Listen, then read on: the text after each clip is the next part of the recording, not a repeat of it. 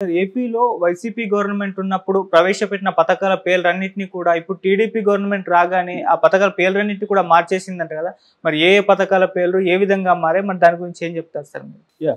మామూలుగా ప్రతి గవర్నమెంట్ వచ్చినప్పుడు పథకాల పేర్లు మార్చేయడం, లేకపోతే శిలా పలకాల్లో మార్చేయడం, లేకపోతే వెబ్సైట్లు మార్చేయడం, లేకపోతే ఏదన్నా కిట్స్ ఇస్తుంటే వాటి పేర్లు మార్చేయడం, దీనికి బోలెడంత ప్రజాధనం వృధా. యాక్చువల్గా గతంలో జగన్ మార్చినప్పుడు విమర్శించిన తెలుగుదేశం, పవన్ కళ్యాణ్ వీళ్ళే మళ్ళీ ఇప్పుడు మారుస్తున్నారు. సో ఇప్పుడు ఏపీ సాంఘిక సంక్షేమ శాఖ సోషల్ వెల్ఫేర్ డిపార్ట్మెంటు ఒక జీవో ఇచ్చింది, ఆర్డినెన్స్. అందులో వాళ్ళు కొన్ని పథకాలు మేము మారుస్తున్నామని ఇచ్చారు. అందులో ఏంటంటే జగనన్న వసతి దీవెన, జగనన్న విద్యా దీవెన ఈ రెండు కలిపి పోస్ట్ మెట్రిక్ స్కాలర్షిప్ అని పేరు పెట్టారు. తర్వాత జగనన్న విదేశీ దీవెన, దీనికి అంబేద్కర్ ఓవర్సీస్ విద్యానిధి అని మార్చారు. తర్వాత వైఎస్ఆర్ కళ్యాణం వస్తు, దీనికి చంద్రన్న పెళ్లి కానుక. వైఎస్ఆర్ విద్యోన్నతి, ఎన్టీఆర్ విద్యోన్నతి. జగనన్న సివిల్ సర్వీసెస్ ప్రోత్సాహకం, దీనికి incentive for civil service exam, దాన్నే ఇంగ్లీష్లో పెట్టారు పేరు, జగన్ తీసేసి. సో ఇలా మార్చారు. అది కాకుండా 2019కు ముందు మొదలైన పథకాలకన్నిటికి కూడా మళ్ళీ పాత పేర్లు పెట్టాలని కూడా ఆర్డర్స్ ఇచ్చారు. ఆ రకంగా వైఎస్ఆర్ హెల్త్ యూనివర్సిటీ, అంతకుముందు అది ఎన్టీఆర్ యూనివర్సిటీ, దాన్ని జగన్ వైఎస్ఆర్గా మార్చాడు. అప్పుడే పెద్ద ఎత్తున నిరసన వచ్చింది. యాక్చువల్గా జగన్ ఎన్టీఆర్ పేరుతో ఒక జిల్లానే ఏర్పాటు చేశారు. నిజానికి చంద్రబాబు పీరియడ్లో ఎప్పుడూ చేయలేదు. అయినా జగన్కి ఆ క్రెడిట్ పోలే. దీనివల్ల ఏమైందంటే ఇంకా బాగా నెగిటివ్ వచ్చేసింది జగన్కి. అట్లాగే ఆరోగ్యశ్రీ, వైఎస్ఆర్ ఆరోగ్యశ్రీని కూడా ఇప్పుడు పేరు మారుస్తున్నారు. నిజానికి వైఎస్ఆర్ ఆరోగ్యశ్రీ అనగానే అందరికి గుర్తొచ్చేది వైఎస్ఆర్ పేరు, దాన్ని వీళ్ళు మారుస్తున్నారు. సో క్లియర్గా నేను చాలాసార్లు చెప్తుంటా, ఇవాళ దేశంలో ఒక పొలిటికల్ పార్టీకి ఇంకొక పొలిటికల్ పార్టీకి ఎసెన్స్లో ఏమీ తేడా లేదు. నీకేదో నీ కులమనో, నీ ప్రాంతమనో, ఇంకోటో కారణాలతో ఒక పొలిటికల్ పార్టీని సపోర్ట్ చేయడం, ఇంకొక పొలిటికల్ పార్టీని వ్యతిరేకించడం తప్ప ఎసెన్స్లో ఎవడొచ్చినా పెద్ద ఏమీ లేదు. ఇట్లాంటి మార్పులు తప్ప బేసిక్ ఎసెన్స్లు ఏం లేదు. వీళ్ళు వచ్చినా దాడులు చేస్తున్నారు, వీళ్ళు వచ్చిన ప్రభుత్వ ఉద్యోగాల మీద ఆల్రెడీ జులుం చలాయిస్తున్నారు. నిన్న ఓపెన్గా మనం ఇద్దరు, ఒక మినిస్టరు, ఒక కాబోయే స్పీకరు, ఇద్దరు కూడా ఉద్యోగుల మీద ఎలా మాట్లాడారో నిన్న చూసాం మనం. అయ్యన్న పాత్రుడైతే బండబూతులు తిట్టాడు, రోడ్డు సరిగా వేయలేదని ఆర్ఎన్బి అధికారులని బండబూతులు తిట్టాడు. ఓపెన్గా వీడియో ముందే అలా తిడుతున్నాడంటే ఇంక వీడియో లేకపోతే ఏం తిట్టేవాడో తెలీదు. ఇంకా అచ్చెన్నాయుడు కూడా ఓపెన్గా తెలుగుదేశం వాళ్ళ మీరు బిల్ల పెట్టుకొని వెళ్ళండి, మీకు కుర్చీ వేసి టీ ఇచ్చి పనులు చేసిస్తారు, ఒకవేళ ఎవరన్నా చీకపోతే వాళ్ళకి ఏం జరుగుతుందో వాళ్ళకే తెలుసు, ఎవరు చెప్పక్కర్లేదు అంటే డైరెక్ట్గానే బెదిరిస్తున్నాడు. తెలుగుదేశం కార్యకర్తలకు పనులు చేయాలి మీరని. అంటే వేరే వాళ్ళకి చేయరా, వేరే వాళ్ళకి ప్రజలు కాదా? సో ఇది క్లియర్గా ఏంటంటే వీళ్ళు వచ్చి రాకముందే అరాచకం స్టార్ట్ అయిపోయింది.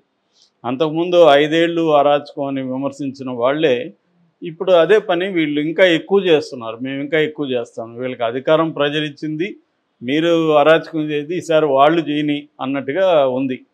ఎందుకు ప్రతిసారి ఒకరే అరాచకం చేస్తే బాగుండదు, కొత్త వాళ్ళు ఈసారి మళ్ళీ వాళ్ళు చేయని 5 ఏళ్ళు అరాచకం, తర్వాత వాళ్ళని దిస్తాం, మళ్ళీ మీరు చేద్దరు అరాచకం అన్నట్టు ఉంది తప్ప వీళ్ళు వచ్చి నిజానికి అనేక హామీలు ఇచ్చారు ప్రజలకు చేస్తామని, వాటి మీద ఫోకస్ చేద్దామనేది ఎవరికి లేదు. ప్రతి ఒక్కరు ఏంటంటే బెదిరించడం. హోమ్ మినిస్టర్, సాక్షాత్తు హోమ్ మినిస్టర్ పోలీసులను బెదిరిస్తుంది, మీ మనసులో జగన్ ఉంటే ఇప్పుడే దాన్ని బయట పెట్టేయండి, లేదంటే మీకు మామూలుగా ఉండదని. ప్రతి మంత్రి, ప్రతి ఎమ్మెల్యే తెలుగుదేశంలో బెదిరించడం మొదలుపెట్టారు. అది ప్రత్యర్థులను బెదిరిస్తున్నారు, ఇటు ఉద్యోగులను కూడా బెదిరిస్తున్నారు. నిజానికి ఉద్యోగులంతా కూడా వాళ్ళకి ఎక్కువ వేశారు. 70-80% ఉద్యోగులు తెలుగుదేశం కూటమికి ఓట్లేశారు. కానీ ఇప్పుడు వాళ్ళే మనం ఫేస్బుక్లో మిగతా చోట్ల పోస్టులు చూస్తూ ఉంటే మేము ఇంకా రాజకీయాలు మాట్లాడొద్దని అనుకున్నాము కానీ మాట్లాడక తప్పట్లేదని మళ్ళీ వాళ్ళు పోస్టులు పెడుతున్నారు. ఇదేం అరాచకం అని. ఇది ఇప్పుడు వీళ్ళకి కొత్తగా అర్థమైంది. అలా పోస్టులు పెడుతున్న వాళ్ళంతా ఒక రకంగా అమాయకులు అని చెప్పచ్చు. ఎందుకంటే గతంలో తెలీదా, అంతకుముందు 2014 నుంచి 19 వరకు తెలుగుదేశం అరాచకాలు ఏం చేయకుండానే ఓడిపోయారా? సో తెలుగుదేశం అయినా వైసీపీ అయినా అరాచకాలు చేయడం, పథకాలకు తమ పేర్లు పెట్టుకోవడం, తర్వాత తమ వాళ్ళని బాగా చూసుకోవడం, అవినీతి చేయడం, ఇది ప్రధానమైన టాస్క్ ఏ పార్టీకైనా. ఇంకేదో గెలవాలి కాబట్టి ప్రజలకు కొంత విధించాలి అన్నది తప్ప ఇక్కడ నిజంగా పీపుల్ సెంట్రిక్ పరిపాలన అనేది మనం అసలు మర్చిపోవాలి. సో ఏదన్నా విమర్శిస్తే వాళ్ళ మీద ముద్ర వేయడం, వీళ్ళని ఇప్పుడు తెలుగుదేశాన్ని విమర్శిస్తే వైసీపీ అనడం, వైసీపీని విమర్శిస్తే తెలుగుదేశం అనడం, వాళ్ళని అరెస్ట్ చేయడం. అందువల్ల ఏం జరుగుతుందంటే మొత్తం సమాజమే నిట్ట నిలువుగా చీలిపోయింది. సో తెలుగుదేశం ఏమి చేసినా, చంద్రబాబు ఏం చేసినా సపోర్ట్ చేసే ఒక వర్గం ఉంది. ఈ వర్గంలో ప్రజలు ఉన్నారు, ఇంటలెక్చువల్స్ ఉన్నారు, జర్నలిస్టులు ఉన్నారు, అందరూ ఉన్నారు. వీళ్ళు ఏంటంటే చంద్రబాబుని ఎట్టి పరిస్థితుల్లో విమర్శించరు, ఏమి చేసినా ఆయన్ని సపోర్ట్ చేస్తారు. ఆయన ఎవరు విమర్శించినా వాళ్ళ మీద కూడా దూకుడుగా వెళ్తారు. రివర్స్లో వైసీపీ జగన్ ఏమి చేసినా జగన్ని సపోర్ట్ చేస్తారు, జగన్ గ్రేట్ అంటారు, ప్రతి పనిని జగన్ని సపోర్ట్ చేస్తుంటారు. జగన్ విమర్శిస్తే తెలుగుదేశం వాళ్ళు వీడు పచ్చముట్ట అని చెప్పి వీళ్ళ మీద దాడి చేస్తుంటారు. ఇలా సమాజం మొత్తంగా చీలిపోయింది. సో ఇంతకుముందు మీడియా ఎట్లా ఉండేదంటే అధికారంలో ఉన్న పార్టీకి మ్యాక్సిమం యాంటీగా ఉండేది మీడియా. ఎందుకంటే అధికారంలో ఉన్న పార్టీ తాము ఇచ్చిన హామీలు నెరవేర్చకపోయినా, తర్వాత ప్రజల మీద ఏమన్నా అరాచకాలు చేస్తున్నా, ప్రత్యర్థుల మీద చేస్తున్నా, అవినీతికి పాల్పడుతున్నా మీడియా దాన్ని హైలైట్ చేసేది, ప్రజల తరపున మీడియా నిలబడేది. అందుకనే వాచ్ డాగ్ అంటారు, watch dog for the society. కాపల కుక్కలాగా మీడియా పనిచేయాలి అనేది మీడియాకున్న రోల్. అందుకనే 4th పిల్లర్ ఆఫ్ డెమోక్రసీ అది. అంటే శాసన వ్యవస్థ, న్యాయ వ్యవస్థ, చట్ట వ్యవస్థ, దీని తర్వాత ఇదనమాట. ఇప్పుడు ఎలా అయిపోయిందంటే మీడియా కూడా నెట్టిన చీలిపోయింది. ఇక్కడైతే తెలుగుదేశం, వైసీపీ ఆంధ్రప్రదేశ్లో మధ్యలో ఉండేది వెరీ వెరీ ఇదైపోయింది. ఎవరన్నా మాట్లాడినా వాళ్ళ మీద ఒక ముద్ర వేసేయడం, ముద్ర వేసి ఇంకా అతను ఇండిపెండెంట్గా ఉండడానికి కుదరనట్టుగా మొత్తం ప్రచారం లేవనెత్తేయడం, నేను విమర్శిస్తుంటే. ఇది జరుగుతూ ఉంది ఆంధ్రప్రదేశ్లో. అందుకని ఇప్పుడు పథకాలు నిజానికి వీటే. ఇప్పుడు మనం చదువుకున్నాం, చంద్రన్న కానుక, వైఎస్ఆర్ విద్యోన్నతి, ఎన్టీఆర్ విద్యోన్నతి. అంటే ఎవరు వస్తే వాళ్ళ పేర్లు పెట్టుకోవడం. అసలు వీళ్ళ పేర్లు ఎందుకు పెట్టుకుంటారు? ఈ పేర్లు పెట్టకుండా ఇప్పుడు జగన్ అవసరం లేదు, ఎన్టీఆర్ అవసరం లేదు, మామూలుగా విద్యోన్నతను ఎందుకు పెట్టచ్చు? లేదు మన స్వాతంత్రం నాటి వాళ్ళు ఉన్నారు, వాళ్ళ పేర్లు పెట్టచ్చు. ఇక్కడ కూడా ఒకటి మంచి పేరు అయితే పెట్టారు, అంబేద్కర్ ఓవర్సీస్ విద్య.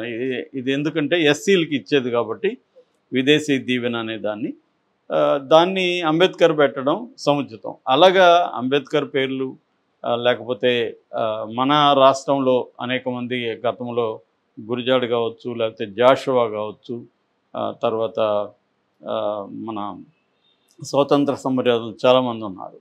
సో వాళ్ళ పేర్లు పెట్టుకోవచ్చు.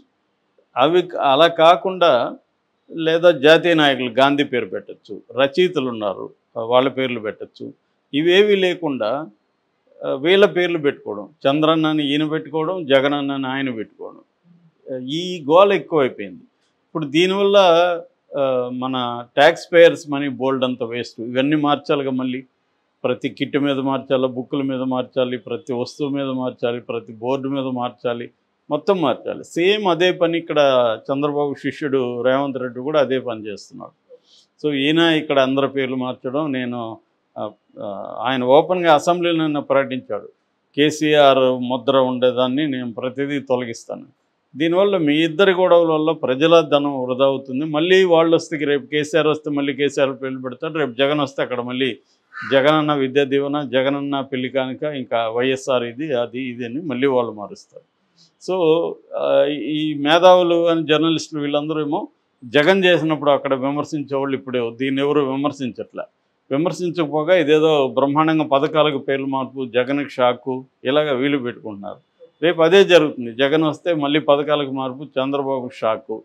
ఇది జరుగుతుంది తప్ప, ఈ డ్రామా జరుగుతుంది తప్ప ప్రజల వైపు నుంచి ఆలోచించి, సో ఇప్పటికైనా చంద్రబాబు తను సంకుచితంగా ఆలోచించకుండా, జగన్ సరే సంకుచితంగా ఆలోచించాడు, చంద్రబాబు ఎందుకు ఆలోచించాలి?